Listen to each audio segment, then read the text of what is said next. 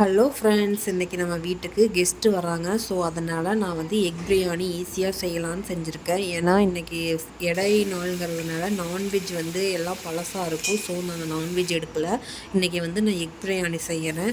வந்து பார்த்திங்கன்னா ரொம்ப ஈஸியாக எக் பிரியாணி செஞ்சிடலாம். டேஸ்ட்டும் செம்மையாக இருக்கும் ஃப்ரெண்ட்ஸ். நீங்களும் ஒரு டைம் இந்த வீடியோ எப்படி நான் செஞ்சுருக்கேன்னு பார்த்து ட்ரை பண்ணி பாருங்கள். நிச்சயமாக உங்களுக்கும் பிடிக்கும்.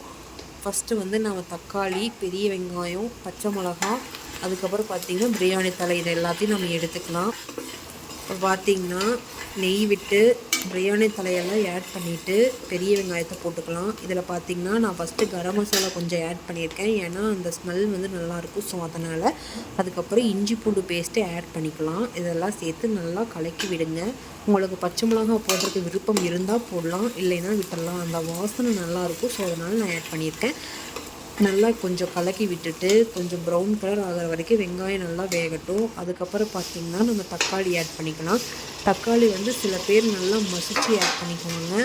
சில பேர் பார்த்திங்கன்னா மிக்சியில் லைட்டாக ஒரு சுற்று ஆட் பண்ணிக்குவாங்க. ஏன்னா சீக்கிரமாக வெந்துடும், நம்மளுக்கு வேலை ஈஸியாக முடிஞ்சிடும். அதனால் நான் எனக்கு வந்து அரைஞ்சு சும்மா அப்படியே தான் ஆட் பண்ணியிருக்கேன். அதுக்கப்புறம் கொஞ்சமாக தேவையான அளவு உப்பு, மஞ்சள் தூள் ஆட் பண்ணிக்கலாம். நல்லா கலக்கி விட்டு கொஞ்சம் நேரம் நல்லா வேக விடலாம்.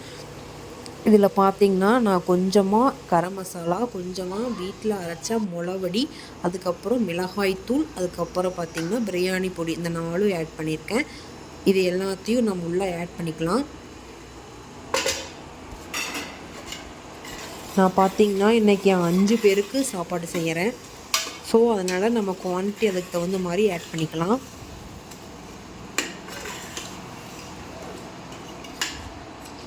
அவ்வளோதான். கடைசியில் பார்த்திங்கன்னா அரிசி ஆட் பண்ணிவிட்டு தேவையான அளவுக்கு தண்ணி ஊற்றிட்டு நல்லா கொஞ்சம் நேரம் வேக விடலாம்.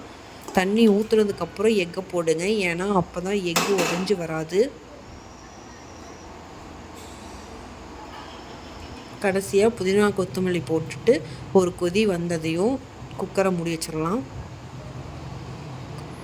ஒரு விசில் விட்டு எடுத்தால் சூப்பரான எக் பிரியாணி சீக்கிரம் ரெடி ஆயிரும். நீங்களும் இந்த வீடியோ பிடிச்சா லைக் பண்ணுங்கள், ஷேர் பண்ணுங்கள். கண்டிப்பாக ட்ரை பண்ணி பாருங்கள். பாய்.